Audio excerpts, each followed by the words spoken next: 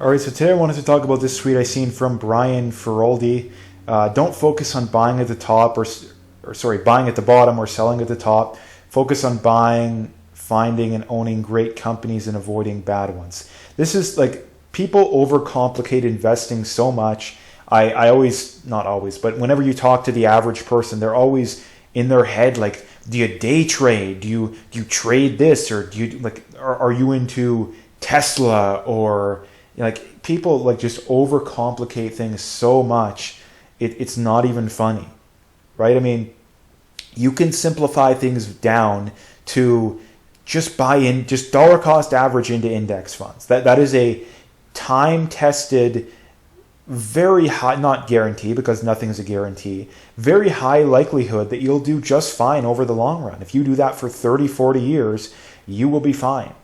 And if you're not fine, you probably have bigger concerns. Like if the S&P is down over a 20 or 30 year period, it probably means that we have like a modern day Great Depression, right? So you're probably going to have bigger things on your mind that, you're going to be losing your house versus your portfolio's down. Like which one do you think people are going to care more about?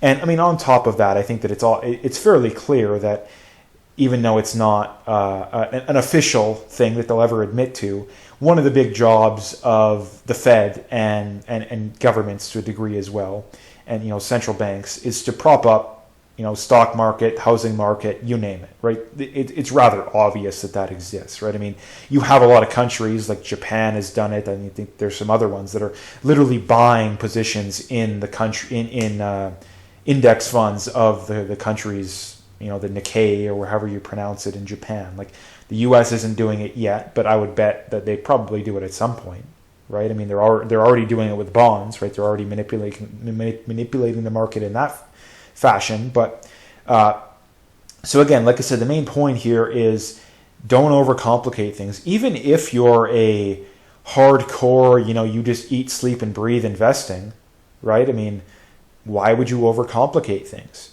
If you look at the most successful investors over the long run, they're always, I mean, you look at Warren Buffett, Ray Dalio, Peter Lynch, the list goes on and on. These are not guys that are getting in and out of positions on a regular basis. Some of them maybe, but if you look at what made these guys their money, typically it's buy and holds for years, oftentimes decades, right? And usually it's finding good value, but typically it's simply just buying good companies. That is the secret. Buy good companies. And to be frank, most people, you don't have, hundreds of thousands or even tens of thousands of dollars laying around. Typically most people, it's $100 here, $500 here, $1,000. Like that's typically most people's way of investing. And nowadays with fractional trading, with a lot of these brokerages, you can literally set it up to where it takes money directly out of your bank account every week or month or whatever you want to do. It's so simple, it's not even funny. Like it's so simple. And that's one of the reasons why I don't have a lot of sympathy for people who don't do this stuff. Like again, you literally do not even have to try. You can literally set it to come directly out of your bank account every so often. You can do zero work at all. And again, it will automatically do it for you, right? So I don't really have any sympathy for, I mean, there's some people that deserve sympathy, obviously, but 95% of people that complain about, I don't know what to do, or I don't have the money. It's like, okay, well, if the money is coming directly out of your bank account, you're going to adjust, right? You're going to adjust. So again, very, very important. Now, again, the other aspect to this is that finding, buying, and owning great companies. Again, if you're unsure, you don't want to do the research, just buy the indexes. But don't just blindly buy the Nasdaq or the S&P. You want to be evenly distributed between the S&P, the Nasdaq, small cap, mid cap, probably some international exposure. And you also want to make sure you're not overexposed to growth versus value. This is another mistake a lot of people make, is that they just blindly pile into, Microsoft, Apple, Google, Tesla, Nvidia. That's like 75% of a lot of people's, 90% of a lot of people's portfolios. which is just crazy. I mean, historically, small cap has outperformed large cap, right? A lot of people have very little exposure to small cap, even mid cap, but especially small cap, right? And you want to have a blend. You don't want to have just growth. You want to value, for the majority of time, has also outperformed growth. A lot of people seem to think that the 2010s are the only decade that ever existed in all of investing history. So that's what I would do, right? If you want to make it very simple, you can buy, Vanguard has it. I'm sure virtually all of them have it, at least the big ones. You know, a small cap blend, a mid cap blend, and a large cap blend. You can simply set, okay, 1/3, 1/3, 1/3.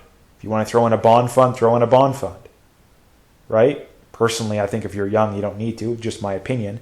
Obviously, everything here, my opinion, that's all you need to do, right? All you need to do, right? Say $100 a month into the mid cap blend, the small cap blend, and the large cap blend. Boom, you're done. Maybe you throw in a little bit into the NASDAQ and the S&P directly if you want. It's up to you, right? But again, you don't need to overcomplicate things, right? You do not need to overcomplicate things, and that's one of the big mistakes that too many people make. Start off as simply as you possibly can. Again, when you got into working out, were people doing the craziest workouts in the world? Like, no, you weren't. You were doing the simple stuff, right? That's, again, my recommendation with that always as well. Is just get in there, do a leg movement, a back movement, and a push movement. You're done. Once you get more advanced, then you can start to set up a split. You can start to add exercises, right? When you start out dieting, just get enough protein, get enough water. That's the first thing that I would always recommend there. After that, you can refine things, right? And again, as you get into it more, inevitably, you're probably going to learn more. You're almost certainly going to learn more. So over time, you can get more in depth. So anyway, I think a very good point that he points out here. So again, if you liked the video, please like, comment, subscribe, all that good stuff, and stay tuned for more.